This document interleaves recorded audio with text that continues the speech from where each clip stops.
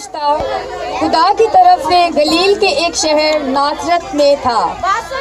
ایک کنواری کے پاس بھیجا گیا اور اس کنواری کا نام مریم تھا، اور فرشتے نے اس کے پاس اندر آ کر کہا، سلام تجھ کو جس پر فضل ہوا ہے، خداوند تیرے ساتھ ہے۔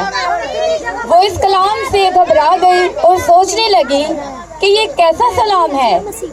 فرشتے نے اسے کہا، اے مریم خوف نہ کر، کیونکہ خدا کی طرف سے تجھ پر فضل ہوا ہے، اور دیکھ تو حاملہ ہوگی اور تیرے بیٹا ہوگا، اس کا نام یسوع رکھنا۔ وہ بزرگ ہوگا اور خدا تعالیٰ کا بیٹا کہلائے گا، اور خداوند خدا اس کے باپ داؤد کا تخت اسے دے گا، اور وہ یعقوب کے گھرانے پر ابد تک بادشاہی کرے گا، اور اس کی بادشاہی کا آخر نہ ہوگا۔ مریم نے فرشتے سے کہا، یہ کیوں کر ہوگا جبکہ میں مرد کو نہیں جانتی؟